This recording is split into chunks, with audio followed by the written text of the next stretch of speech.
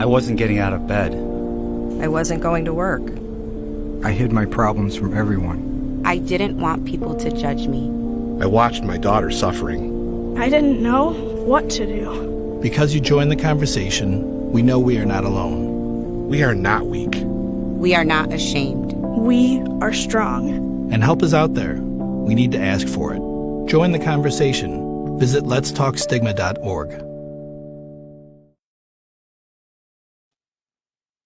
Hello, I'm Carl Shallahorn, board member of the Erie County Anti-Stigma Coalition. And on behalf of the coalition, I would like to welcome you to the next in our series of Facebook Live events, this time focusing on the state of stigma, how teachers and staff manage the stress of returning to school. We're in a time like none we've ever seen before in education. Primary and secondary schools from across the U.S. are facing a multitude of challenges, such as dealing with teacher and staff shortages, issues surrounding school safety, the tsunami of mental health concerns facing students, not to mention the ongoing COVID pandemic. What this amounts to is the effect it has on teachers and staff. Personally speaking, in my role as Director of Youth Programs at the Mental Health Advocates of Western New York, I regularly speak with school personnel who communicate the concern that they have for the students, which corresponds to the pressure they face from administration and parents alike. While there seems to be insurmountable challenges that teachers and staff face, there are many who work in the field who are creating forward-thinking initiatives to address the concerns that these school personnel are facing. In today's discussion, we're going to explore how this topic with three experts who each has a unique perspective. Before I introduce our panelists, here are a couple of housekeeping rules. Our program is for 1 hour. During this time, if you have a question or comment, please type it into the chat box and we will respond accordingly.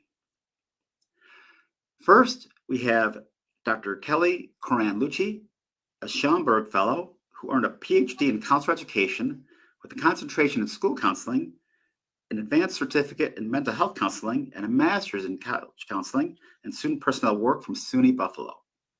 She also holds a master's in education administration from Canisius College and a bachelor's in psychology and a bachelor's in women's studies, both from SUNY Buffalo. She has worked as a school counselor, dean of students, assistant principal, and currently serves in the capacity of crisis counselor for Sweet Home High School. Dr. Luchey previously served as the vice president of the Niagara Orleans County Counseling Association. She currently serves on the board of directors for the Mental Health Association in New York State. Next is Michael Cornell. Mr. Cornell currently serves as superintendent of schools for the Hamburg Central School District.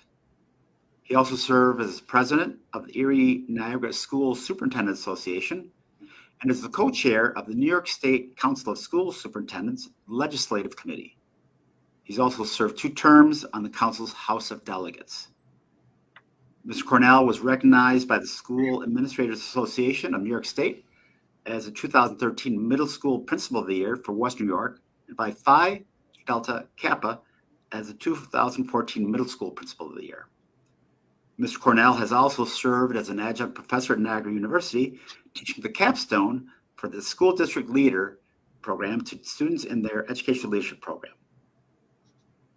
Finally, we have Wendy Castiglia, who is the New York State School Social Workers Associate Board President, Western New York Regional State Representative, and State Conference Chairperson. Ms. Castiglia also serves as a school social worker for the Hamburg School District. She received her master's in social work from SUNY Buffalo and his postmaster's work in art therapy from SUNY Buffalo State College. Ms. Castiglia also has a bachelor's degree from Kenyon College. So I want to welcome everyone to today's discussion. So we're going to start off with a question for all of you, and then I think we'll maybe start off with Dr. Luchey. What are you seeing as the ways that school teachers and staff are exhibiting stress in the workplace? I think we talk a lot about the anxiety that our students are feeling, but our staff, they feel that as well. they're concerned, as the students are coming in with more issues, more challenges, it presents a challenge to the teachers, to the staff. They're concerned about the well-being of our students. They want to give their best to their students, understanding that, they're facing some challenges. And, I always remind them, that they're doing the best. I commend them for having the compassion, the care and concern for our students. And I remind them that, it's okay to feel uncomfortable with not knowing what to do, because they aren't as trained as those of us in the profession, to handle those challenges. And I just, encourage them to reach out, for help and support, so that we can support them, so that they can, instill the support in their students. But they're feeling anxious, they're concerned. They're seeing the additional stresses that, the students are coming in with. They're hearing the stories. We think about students in the start of school. We think about them feeling anxious and not really excited about starting school. But we have quite a few students who are really excited. Most of them were very, very excited to start school, but they had some anxiety, with how is it going to be? But it feels great to be back in the building full time, no mask. And we haven't done this in a couple of years, but with that does come some anxiety. And just as we as adults feel the anxiety that our children feel as parents, the teachers and the staff, they feel that as well. Wendy, how about you? Well, I think just to kind of echo what Dr. Luchey was saying, but also, our teachers, they're really, I think they're feeling overwhelmed. I've seen in the past couple of years some very strong, typically strong teachers who really kind of feel almost at the end of their rope. Like they've been kind of pushed to the max. Some of them have talked about doing a little bit more withdrawal from their usual activities. There's a few more negative comments I've been hearing than what I used to hear. Some, have adopted a few unhealthy habits. Some of us are eating more French fries than we used to, and those kinds of things. A little bit more chocolate. I always have candy on my table, and I've had a lot more teachers come and tell me they really needed chocolate today. So I've noticed some of those things kind of pick up a little bit over the past years. But I've also noticed many teachers just really embracing the changes and embracing what the world has kind of presented to us. They've made themselves very available and have gone above and beyond what they've done before. I remember in particular when we did the first spring shutdown, when everybody was working from home, and there were a couple of families that was very difficult for us to reach. They were not responding, their kids were not coming to meet.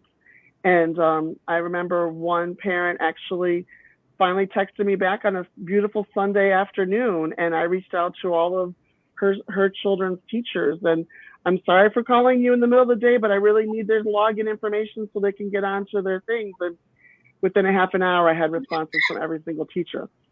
So the teachers have really gone above and beyond. And we have to remember too that many of our teachers have young children at home as well, that they are also struggling with the same things that all of our families are struggling with, how to educate them, how to do the hybrid model with their children at home and their elderly parents. So our teachers are human like everybody else, and they're coming into work with their own stressors, and then they have the stress of their children that they have taken on as well. So it's been an interesting couple of years for sure.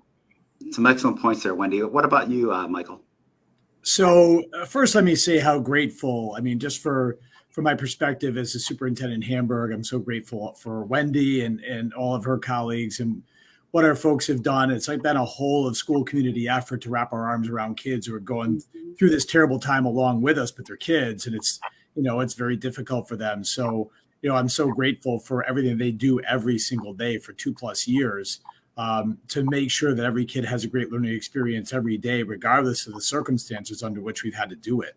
And then across Western New York, some of the best work happening anywhere in any of our communities is happening in all of our community schools, done by amazing people who are teachers and teacher aides and custodians and clerical folks and administrators and boards of education. So when I look at what people have done across Western New York under these difficult circumstances, oftentimes I do see, as Dr. Luchey and Wendy have mentioned, dealing with the stressful situation in a very productive way, really leaning into the support that they're providing for their children, understanding that it's stressful for them to, and I also, here's the other thing. If you've ever worked in a school, you know that a school is a very, very tightly knit social network of people who love and care for each other.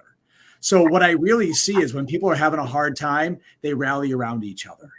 And I think that's been really heartwarming. I'm in the schools all the time. I spend very little time where you see me now. I'm in the schools every day for hours a day, and I see it firsthand. I see teachers helping teachers and all of the adults, not just the teachers, really coming to support each other. We've had an emphasis on the mental health of our staff and students for years. It predates COVID, which I'll talk about a little bit later.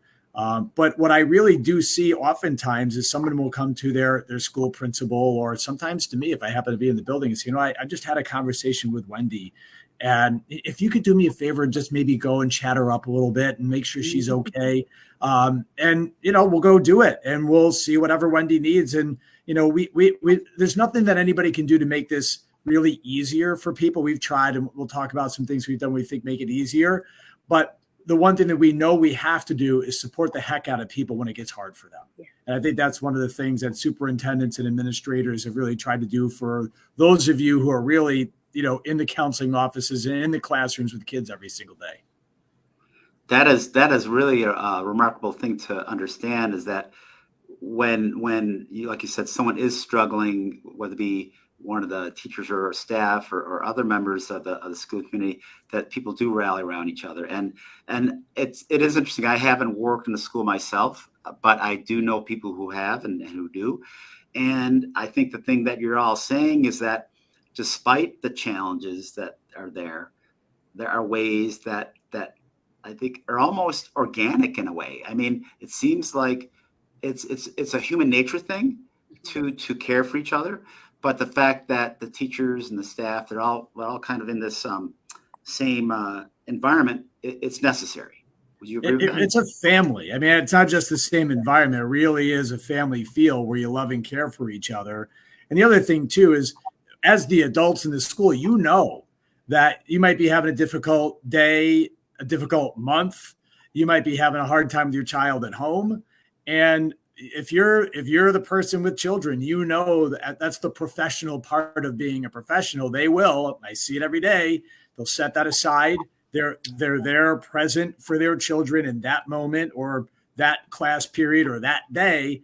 And they'll process what's happening in their life outside of the view of the children, and in a productive way, and in a way that they can get help from those around them, or whatever it takes. But I mean, enormous credit to those who are there with kids every day, because they really do. They're there for their kids in that moment, 100%. And that's one of the reasons why our kids will, now that we're at the other side of COVID, why our kids will do well, because of the selfless efforts of the educators and other support professionals who are with kids every day in our schools.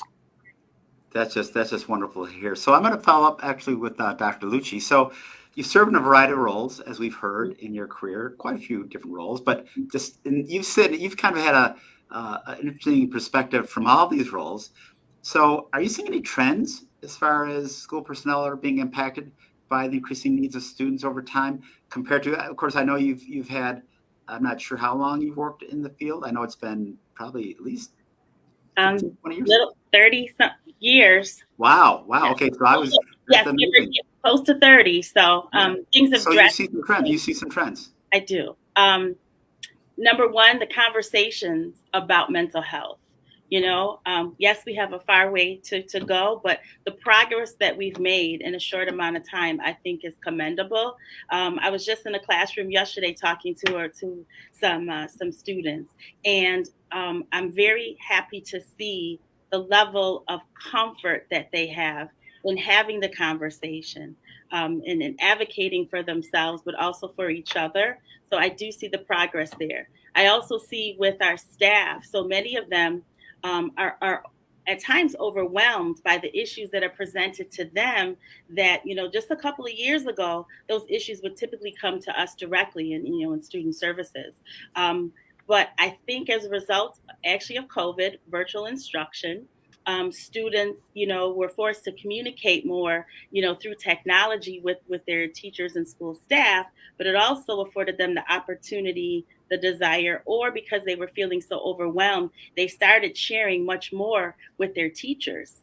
And then, the teachers, again, if they, weren't formally trained with mental health, they were struggling with, oh my goodness, what do I do with this information? So I definitely see a trend where there's an increased amount of students who are actually reaching out for help, but also so many who are feeling overwhelmed. So it's just so important. And I see the phone number, several numbers, resources are being listed. It's so important to share that information, not just with our staff, and then having training. And the Sweet Home School District has done a wonderful job with ensuring that we are trained, not just those of us, in student services, but also for our teachers. They have gone through the mental health training as well. And then with our students, helping them to understand the role that they play, not just being self-advocates, but also, advocating for each other and knowing the resources that are available. Thank you. Thank you. We have a question actually from the audience. And remember, if you do have a question, please feel free to type it into the comments and we will try to get to it. So this question is, and I'm going to actually ask Wendy to answer this. So what advice do you have for college students that are going into the education field? They're currently students and they're going to be educators. Well, it's interesting. That's a good question. That's something I was going to address a little bit later on, and I can speak to that now. One of the things that I have found is that our younger teachers are more equipped to ask for help and to seek out help. They have been trained really from school, when they were students in school, that it's okay to get help. It's okay to go to your school social worker or your school counselor and reach out for help if there's something that is upsetting them or bothering them. And it just keeps going. In college, they got the message. In graduate school, they're getting the message. And so I think our younger teachers are better equipped to ask for help. And I would suggest that they do that, not be afraid to do that. I know one of the things that our district does, and I think this happens in other districts as well, is we have departments based on grade levels and professions. And that's a really great way to have support already worked into our program, into our professional life. So we know the other people that are working in first grade or fifth grade or ninth grade. I know the other school counselors and school social workers and psychologists very well. And so we have that kind of built-in network of people that we can reach out to also for support. And I would suggest that they not hesitate to do so. Whether it's, that math lesson I just taught didn't go over as well as I thought I should. I thought I would, and what can I do differently? Or I'm feeling very stressed right now about whatever it is, and I need some support and help. Yeah, so I think the idea you're saying is having that network is invaluable of colleagues in your same discipline, you're even saying. That can make a big difference, whether it be math teachers or social studies or counselors or social workers. So I think that's really important. And even across school districts. I mean, of course, we oftentimes think that schools are insulated, but I know there are associations of fields or endeavors where people across districts and regions even get together. Correct. So as I represent New York State School Social Workers Association, we do get together regularly. We have state conference, and then Western New York is very active, and we have local lunches that meet 2 or 3 times a year. And it's wonderful because we do hear from other school social workers around our area to find out, what are they doing? What are their schools doing? What are some of the trends that they're seeing? Some of the concerns they're dealing with? And just to get support from each other. A lot of times we went to graduate school with each other, or we worked together at one point. And so it's really nice to kind of catch up and have that support available. Excellent. So Mike, I want to ask you, so certainly as a school superintendent, you really are responsible for managing the needs of the entire district, the students, as well as the personnel and staff. So if there's such thing as a typical day, which of course I'm probably already answering an obvious question, but what's a typical day like? But in terms of just, we're talking about the stress that the personnel feel in terms of what comes across either your desk or your office. How would you describe it? I want to say one thing about the college kids too. for those of you who are young people who want to go into education, just know a couple of things. The scope of the work is totally different today than it was even 10 years ago if you're going into it. But don't let that deter you, because the scope of the impact you can have has never been greater. So, there's two sides to that. So we've never needed great people in our field more than we do today. So, appreciate the opportunity to have an enormous impact on the lives of young people, be a part of amazing groups of people in schools who are doing great work. So hopefully, come join us would be my message. In terms of the needs and kind of managing the needs and the sense that I have as a school leader, they're really human needs, right? Teachers are people, right? So what do we focus on? We want everybody who comes to work to feel loved and respected by their colleagues, to know that it's a place where, it really is a family. We want our schools to be places where everybody experiences a significant measure of joy, value, and connection in their work.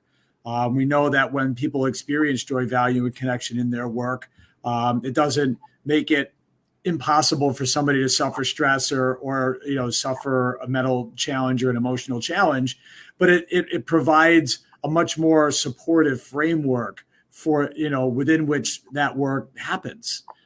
So that's something that we're really focused on quite a lot in Hamburg: joy, value, and connection, and making sure that everybody who walks in the door feels loved and respected every day. Because what do you do if you love somebody? You'll do anything to help them, right? So that's what we do, whether it's our kids or our colleagues, that's why that is so important. So in terms of a daily, there's no typical day, but here's what we focus on daily. I'll phrase it that way. We want to make sure that people understand who we are and what we do, right? What is our focus? I don't think there's anybody who works here who doesn't have a strong sense of what we care about in our school district. I think everybody knows what that is. I think there's also got to be a strong leadership presence in the schools, whether it's me, the principals. You have to be actually present in spaces so that it's a partnership. So you're doing that work together. So people feel supported. They feel acknowledged. They feel appreciated. You're there with a listening ear, not an evaluator's eye. Like, I don't walk in and evaluate anybody when I walk into school or classroom. I'm there to appreciate what they do and support them and enjoy it. That's where the fun is. So, I think that's a part of our daily focus. We focus on relationships and making sure we have deep and meaningful relationships across, within schools, across schools, and, among employees. Like, we take off the hats, right? I'm the superintendent, but I just work with these people. I'm not, anybody's boss when I walk into school. I'm just there to be present in the work with them. And then the other thing that we try to work really hard is everybody who works in the school is there because they want to help kids.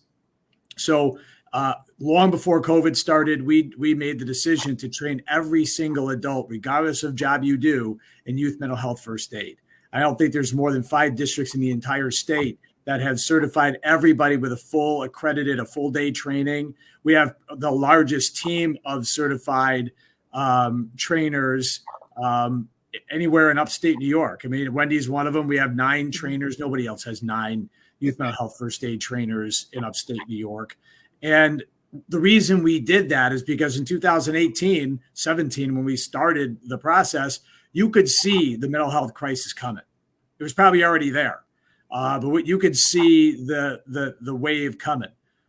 So we decided we needed to do something affirmative and proactive to make sure that we were putting in the hands of every adult who works with kids, every adult period who works in our schools, give them the tools and the strategies to have a productive conversation with somebody who they think might be experiencing some mental or emotional distress, ask some informed questions in a way that preserves the dignity of the child, and then do what we call the warm handoff to somebody like Wendy or an administrator and say, you know what, I had a conversation with Michael today. I've had him in my class all year. I really think, Wendy, if you get a minute to talk to him before he leaves school today, I think he'd really appreciate it. And then you can take it from there. So giving the helpers, which is why everybody who works in a school works there, giving the helpers the tools and strategies to be helpful, I think provides a sense of comfort and efficacy for everybody who works in a school. And again, none of those things are going to prevent an adult from having a mental health crisis. But I think to a large extent, they provide a supportive environment, supportive network, and a supportive family around them professionally, so that they feel they can bring their whole selves to work and do their best work on behalf of kids. I have to say that's so impressive that you are doing all these great things for the district and on behalf of the teachers and the staff and the faculty, because it ends up reflecting on the work that's done with the students. And as a youth mental first aid instructor myself, I have to give you a huge tip of the hat for that training for the teachers and everybody in the school, because I've worked with schools before with the program. I've done trainings for all kinds of folks, and I know the value of the training and how much it can help to really just do a lot of things: raise awareness, break the stigma, but really teach the students, or rather the staff and teachers, how to identify when a person might be struggling and what to do. So once again, that's awesome to hear. So if you're just tuning in, I'm Carl Shallowhorn from the Erie County Anti-Stigma Coalition, and I'm joined by Dr. Keli Koran-Luchey from Sweet Home High School, New York State School Social Work Association Board President Wendy Castiglia, and Hamburg Schools President, Superintendent Michael Cornell. Remember, you can visit our website at letstalkstigma.org to take the pledge to end stigma. Also, if you're connected with a business, organization, or faith community, you can become an organizational member of the Anti-Stigma Coalition. You can find information for this on our website under the Members tab. So I want to ask another question of all of you, and this would be basically the idea of stigma itself. And we know that stigma exists all over the place, so whether it be in our different environments we were in, but certainly in the workplace. So for teachers and staff, how does stigma affect them, and does it keep them from seeking help? And what do you have in place to support them? Maybe I'll ask Mr. Cornell first, Michael. Sure. I'll talk about youth mental health first aid again. And just like I get the privilege of talking about it, I get the privilege of watching Wendy and her team, do the training, but they do it. Like, make no mistake about it. I get to talk about it. I don't do it. Like they do it. And I think that effort and what they've done, I mean, every single one of our 650 employees has been through it, not just once, but twice. We recertified everybody last year in youth mental health first aid. I would say that more than anything else we've done. And I tell people all the time, in fact, I'm speaking to a group of superintendents next week. I did it in the summertime. Everybody who I can get to listen, I tell them it's a total game changer for your school district, because it normalizes the idea that people are going to have mental and emotional challenges in their life. It's okay to talk to them about it. It's okay to encourage them to get help or walk them to the help if that's what's required. So that, as much as anything else, has in Hamburg at least reduced the stigma, not eliminated it, but reduced the stigma associated with talking about the challenges that you have in your life. And the other thing that I think is helpful in terms of a frame or a mindset is the idea that we should all be treating our mental health like we do our physical health, right? You see somebody walk out of the gym at 5:30 in the morning, like, holy smokes, that gentleman, that lady does really care about taking care of him or herself, right? But if you saw somebody walking out of somebody who you knew was a mental health professional, you might think, oh, geez, Mike must be going through a hard time. And we've done everything we can to talk about mental health in the affirmative, and to normalize the idea that we're going to talk about challenges when they come up. We're going to talk about it in a sophisticated and supportive way, and we're going to do everything we can to provide that warm handoff after that supportive conversation, so that somebody who might need help feels like it's not only okay, but the next right thing to do, which is, yeah, you know what? I am going to go talk to Wendy and see what resources she can put me in touch with. So that has been an enormously powerful innovation that we've introduced to the school district. And the other thing I'll say is it didn't happen overnight, right? We started the conversation in 2017. It's 5 years later. And we just keep progressing and getting better. But nothing you're going to do today is gonna like change it overnight, but the journey of 1,000 miles starts with a single step. We started that journey in 2017, and I think we're proud of the progress we've made. And again, it's Wendy and people like our assistant superintendent, Colleen Caney, and people who've really made that happen for kids and for the staff here in Hamburg. Thank you. So I want to ask Dr. Luchey to answer the same question, but then I've got a couple of questions from the audience I want to ask as well. So Dr. Luchey, do you have a response? Sure. I agree with Mike. And actually the conversation that I have, whether it's with our students, staff, colleagues, is that we have to get to the point where we look at mental health the same way that we do as someone who was, pouring into their physical health. We need to continue having those conversations. And the more we talk about it, it's going to take time. Same here at Sweet Home. I believe it was 2017 when we started with the mental health training. And as the years have progressed, I do think that there is a level of comfort that is increasingly expanding with our students and our staff. I think it's all about relationships too. When I speak to students and I say the same thing as adults, we need to think about who is our go-to? Who is the one person that when we are having a bad day or having a difficult time that we are going to speak to, because we can't keep it all inside. Wendy spoke about it with her opening remarks about how it's a challenge for so many of our teachers and our colleagues here working in schools, because they're working with students and their challenges and trying to work with them and provide the support. And then when they leave, it's not that easy to just leave those concerns for our precious children, in the building. And then when we go home, oftentimes we have, our own families, and families in terms of, many of the staff have children. And then in addition to that, depending on age, maybe caring for, an elder, or an additional loved one. For many of us, we're in the sandwich generation where we're taking care of our elders as well as, as our youth. So it's very difficult to just leave the challenges at school in the building and then go home and properly handle the challenges and the issues that we are all going to face. Every day is not going to be a good day.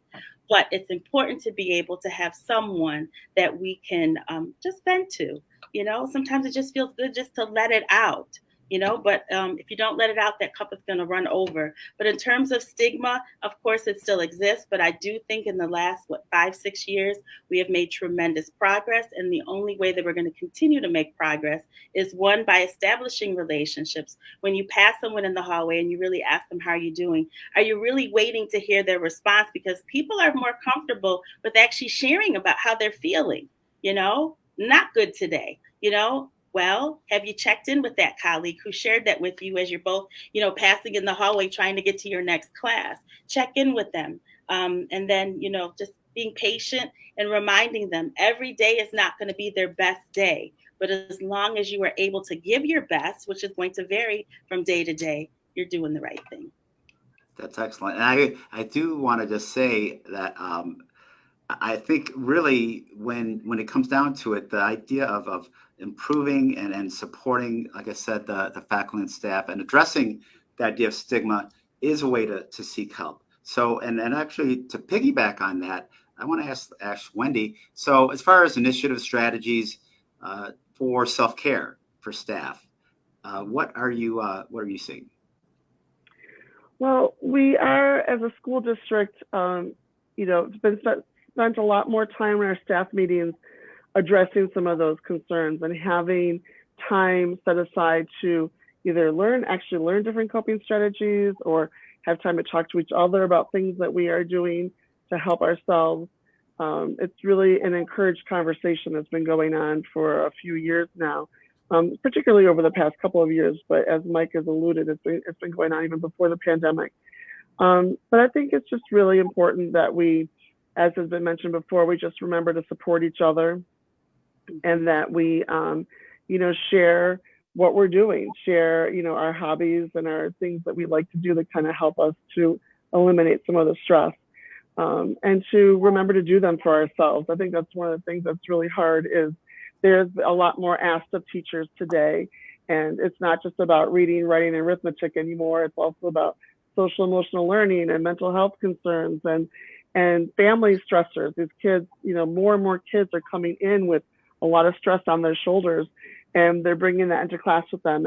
And teachers know that until that is taken care of, it doesn't matter how great of a teacher you are, what you are teaching them, they're not going to be learning because they're going to be distracted by these other things.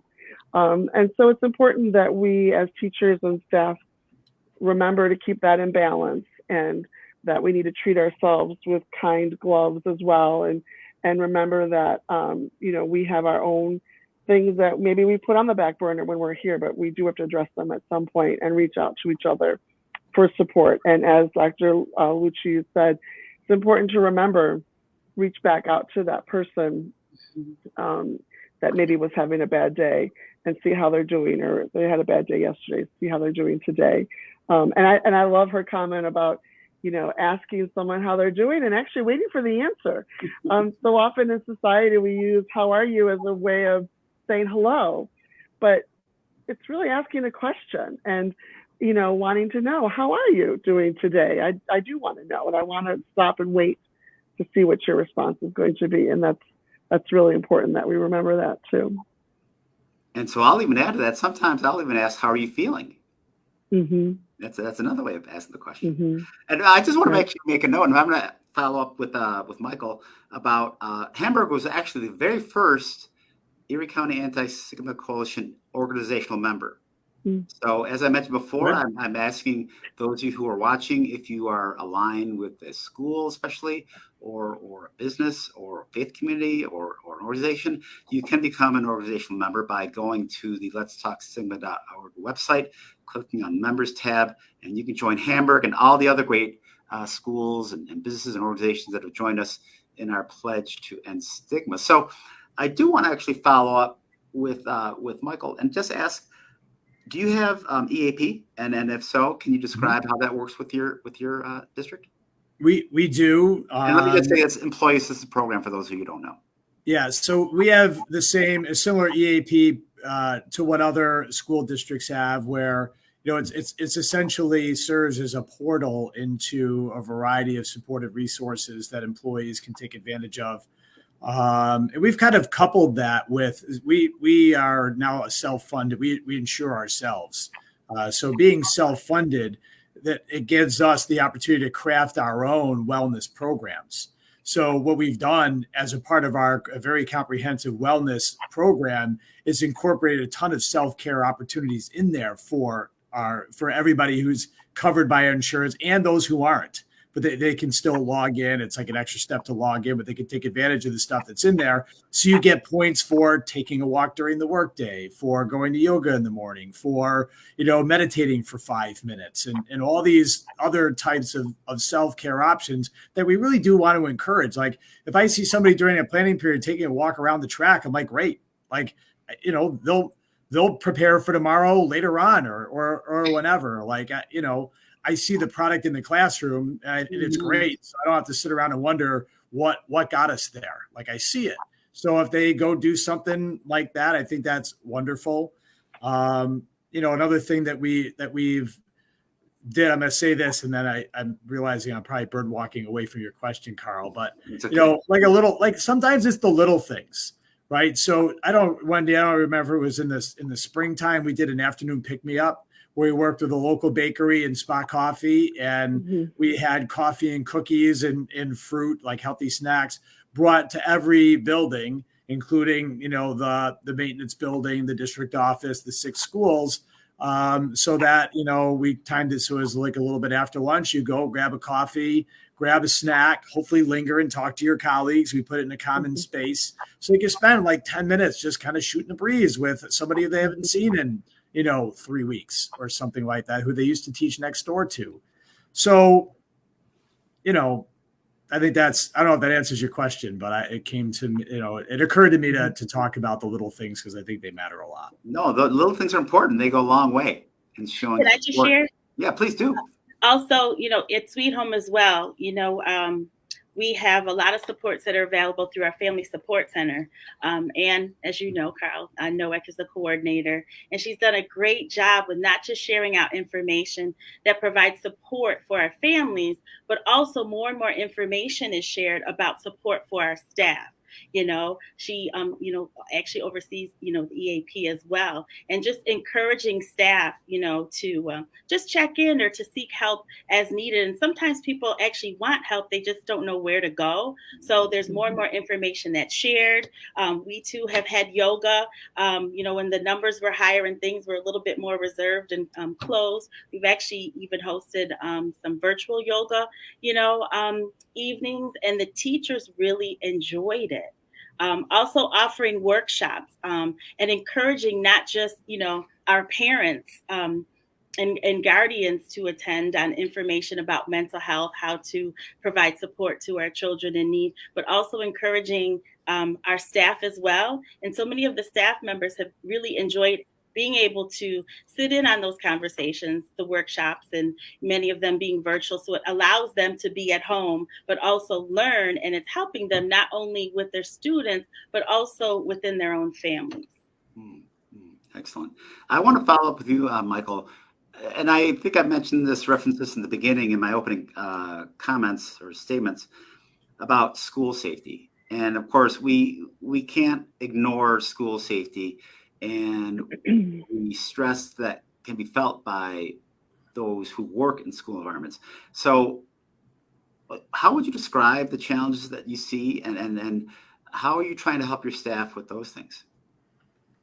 Well, I think you have to start with the right approach, more broadly. So I think school safety comes down to two things. I think on the one hand, you want to kind of harden the physical exterior of your school and some aspects of the interior. Some we'll refer to that as hardening the target. So we've done a lot of those things in our school district, and many across Western New York have. We're not unique in this, but we've, like you can't walk into a school building anywhere in Western New York, unannounced and just go walk into an office, right? In Hamburg and in many school districts, you've got to walk through two sets of locked doors. There's an attendant there who's going to ask you why you're there. And there are other things that we've done to harden the target around a school that we don't always love to talk about because we don't want some of those things, totally obvious to someone who would want to come into school and do harm. But the other thing, and I do believe in many respects this is more important, is you got to soften the environment in the school, right? When I talk about joy, value, and connection, that's not just because it makes school more enjoyable. We know that, when someone's having a pleasurable experience, their brain is more physically receptive to learning. From a physiological perspective, we know that when people feel valued as people and as learners, they're going to learn better in school. They're going to have a better school experience. And we know that when people are connected to each other, to the adults at school, to the school generally, to the community more broadly, that they're more likely to have a really good learning experience as well. But we also know that when someone experiences joy, value, and connection as a feature of the school experience, not a happy circumstance, but on purpose, intentionally, kids experience joy, value, and connection in their school. They feel loved and respected in their school.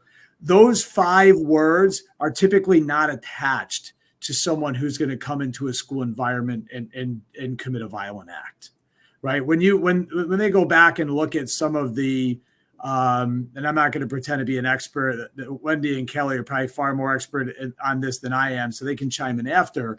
But I believe that, based on my understanding, somebody who feels loved and respected as a feature of school, they feel joy, value, and connection as a feature of school, they don't fit the profile of somebody who's going to come into a school and commit a violent act. When you ask somebody, oh, did you know so-and-so who did such and such, it's not typically somebody who was an engaged member of the school community, who had lots of friends, who was in a lot of activities, who was into play, or who was in student government, or who did, sports and those sorts of things. So I think you've got to, as a school leader, and anybody and we're all school leaders, by the way, not just the titled leaders. Some of the best leaders we have in our schools are those that don't bear a title.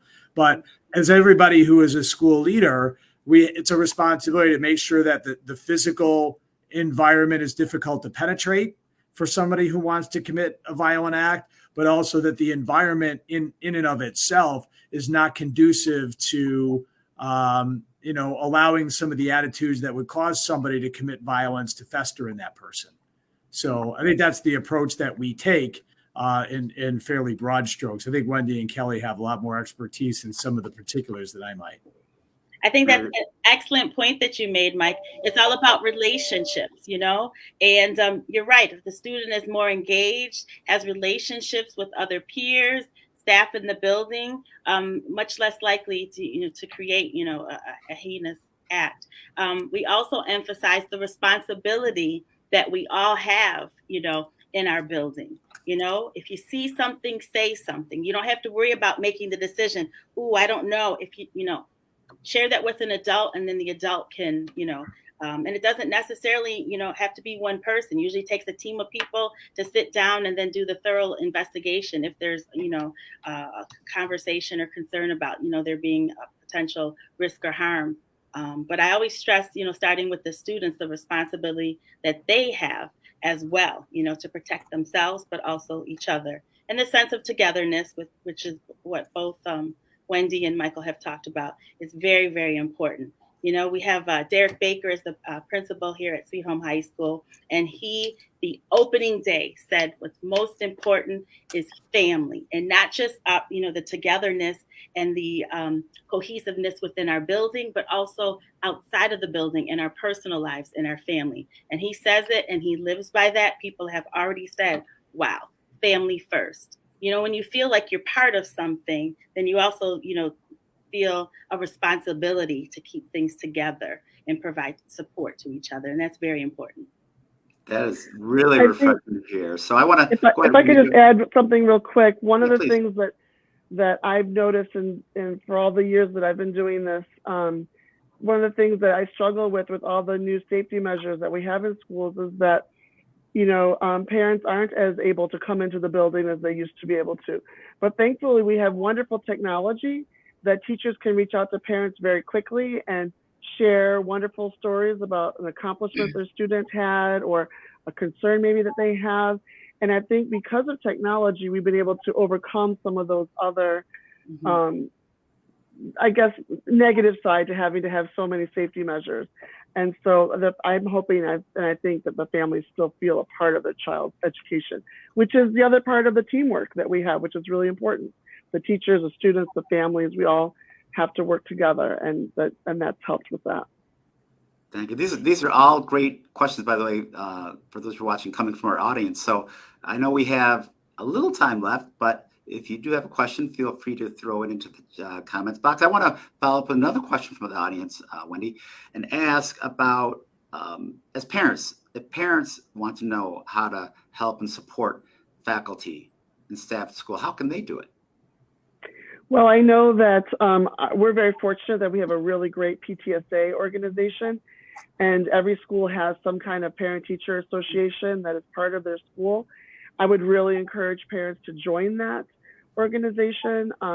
We are spoiled by our PTSA. Not only were we spoiled by our administrators who brought in the goodies that Mike had mentioned, but our PTSA also brings in breakfast for us and lunches, and they do little special things throughout the year to kind of encourage us and to help us keep going and to let us know that the parents appreciate what we're doing.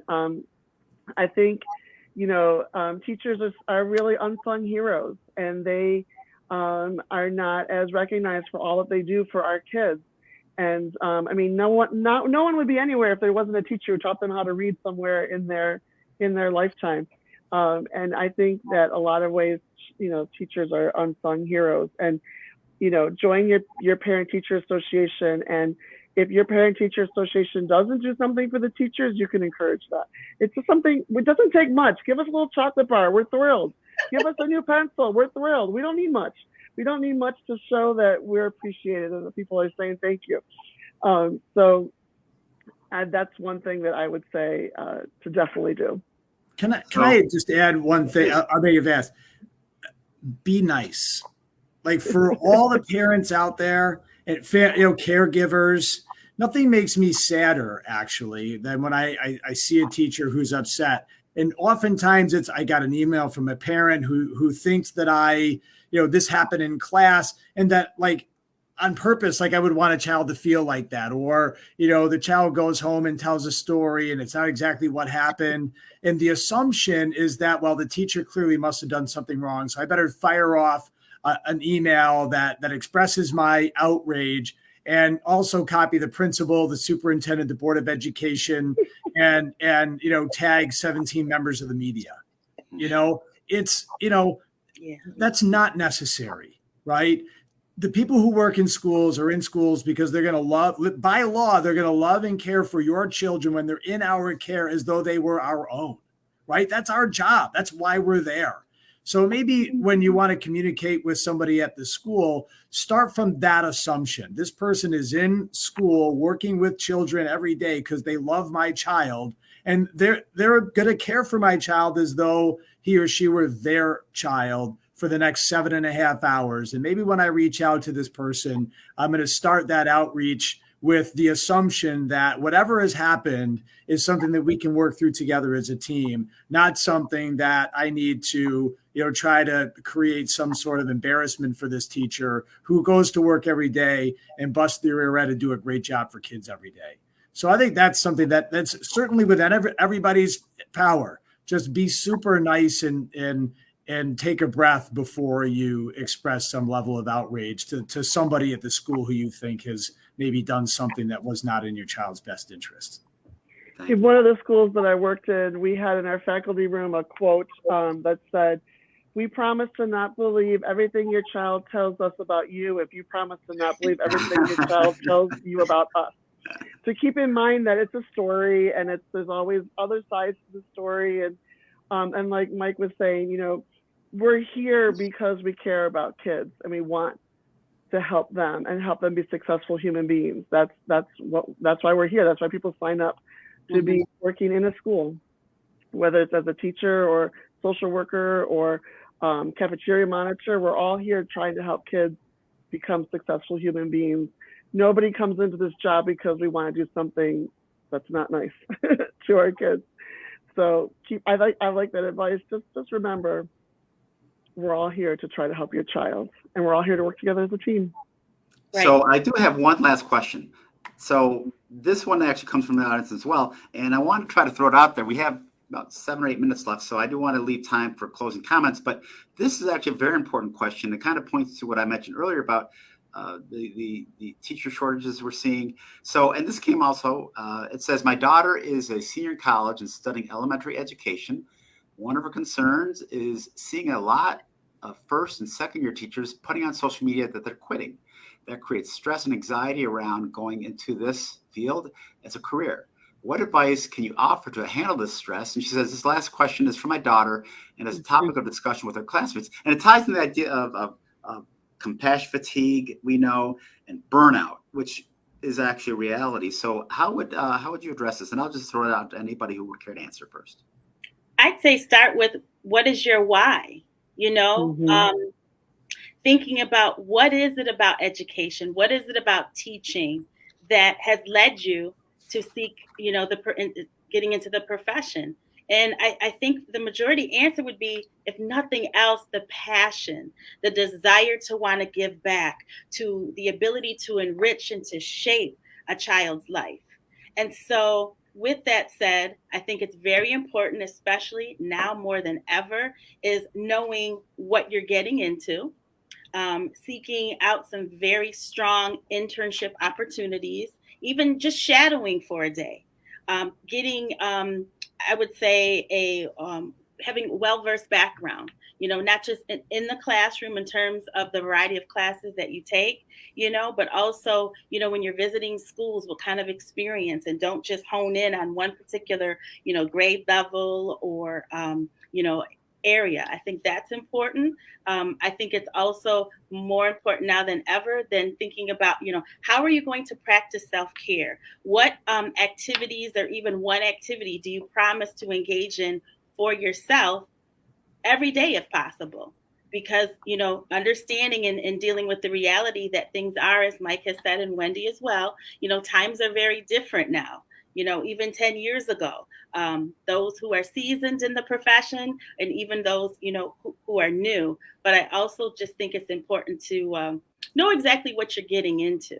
That is the start, but then think about what is your why. And, if you can focus on that and be driven by that, I think it'll lead to the ultimate success and happiness that we all seek. You want to be happy in your profession. Mm-hmm. So all of that, I made like 3 notes, and Dr. Luchey hit each one of them. The only thing I'll add to it is just because it wasn't for them doesn't mean it's not for you, right? Contextualize those comments. There are lots of people who go work in insurance, and after 2 years, they're out. They go work in a hospital. After 2 years, they're out. They're selling cars. After 2 years, they want to go do something else.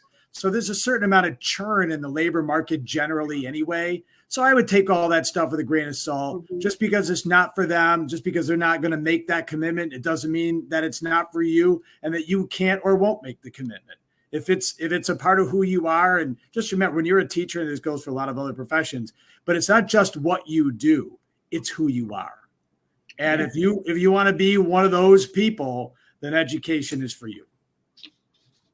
And I think also on just a very basic level, I mean, all those things are great advice for people moving into discovering what their career is or their path is. But in reality, the past 2 years have probably been the most difficult teaching years that we've had in a long time. I'm trying to think historically, and I know, Mike, you were a social studies teacher, so maybe but maybe World War II was the last time, or maybe Vietnam War. And the last time we had a pandemic was 100 years ago. So the last 2 years has to have been one of the most difficult times to teach in the past 50 years or so. And I think we need to keep that in mind too, that it's been a challenge. We have some veteran teachers who've been teaching for 20 years that it really knocked them for a loop. And it's, so keep that in mind too, just from a very basic level. Look at the whole picture, and that it's a struggle. Thank you. So we have just a few minutes left, so I want to give you each a minute to answer the last question. And that really has to do with, we've covered a lot today, a lot of great questions, a lot of great answers. What hasn't been mentioned that you would like to share with our audience as your concluding comment? So we'll start with Dr. Luchey. I think we just need to focus on togetherness, which is so important. We're in this together. We talk about this all the time here at Sweet Home. Give yourself grace.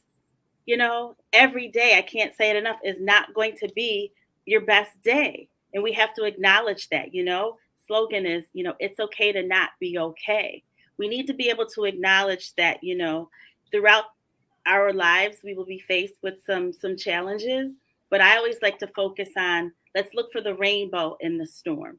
Let's provide support to our colleagues, as well as to our students, when they are faced with challenges.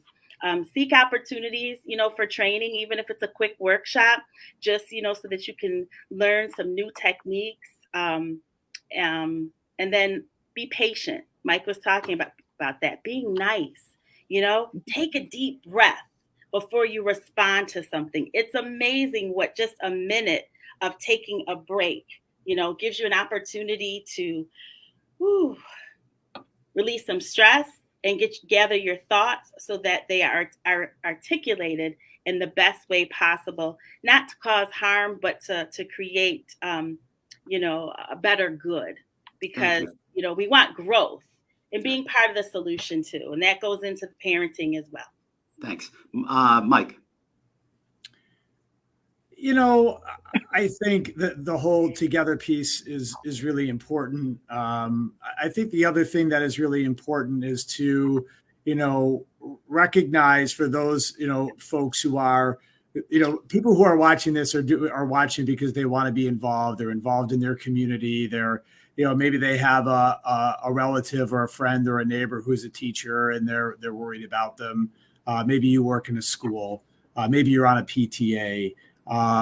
Sweet Home is doing some amazing things. I think we're doing some pretty good stuff here in Hamburg, but that doesn't mean that your school isn't already doing things. So if this is something you're interested in work that you're interested in forwarding in your community or in your school, take stock of where you think you are, ask some really good questions, partner with folks in the school, make sense of the current circumstance in terms of the way your school or community is dealing with either student mental health or the mental health of the adults who work in the school, and try to work together on what we can do next. What's the next right thing given where we are, what our goals are? Because this is really about making sure we're looking out for the mental and emotional wellness of all the people who come into school. And we need a lot of people in that work. So figure out where you are, and figure out who your partners are, and figure out what you can do next. And if any of us, I'll speak for Kelly, I can speak for Wendy a little bit, reach out to any of us, and we're easy people to find, and, we're willing to help. Thanks. Wendy, you get the last word. Well, I think one of the benefits of the pandemic has brought us, and I do think it's brought us a few benefits, but one of them is that we're, as a society, finally acknowledging that mental health is a thing, and we need to treat it as a priority. As Mike mentioned earlier, we don't think twice about taking care of our physical health, and now people are learning that we treat our mental health just as equally, that we need to take care of ourselves mentally as well. Because if we're not mentally in a good place, then it doesn't matter how physically healthy we are. We need to have it all working together. And we have to take time for ourselves. I know one of the things that I vowed when I first started working was that I was always going to take lunchtime. And then I got away from that because things got stressful and my caseload grew and I had so much more to do. And over the past couple of years, I told myself again, no, you're going for lunch, even if it's 7 minutes. You're going into the faculty room, you're going to sit down with another adult, and you're going to have lunch. And it's something as simple as that is really, really important. And I'm going to leave it with one of my favorite quotes is, be kind because we all face a hidden battle. We all have something going on that we need acknowledgement for and care and concern. And so we take care of our kids, we need to take care of each other as well. And remember, we're all in it together as a team. Thank you. This has been a phenomenal conversation. I want to thank all of you. And as a reminder to our audience, we need you to take the pledge to end stigma by going to our website at letstalkstigma.org. If your organization would like to join us in our cause, there's information on the website as well. Just click on the members tab to find out how. Together, we can make this all happen. So once again, I'd like to thank our panelists, Dr. Keli Koran-Luchey, Michael Cornell, and Wendy Castiglia. I'd like to also thank the folks behind the scenes, Mike Telesco from Telesco Creative Group for all he's done for us over the years, Matt Smith, chair of the Erie County Anti-Stigma Coalition, and Carol Doggett, Outreach Committee, Carol Doggett from the Mental Health Advocates of West New York, and Karen Karaszewski from KKPR Buffalo for her support as well. Tune into our next Facebook Live program on October 19th, when we'll be discussing the state of stigma and the local refugee communities. So on behalf of the Erie County Anti-Stigma Coalition, until next time, I'm Carl Shalahorn. Be safe and be well.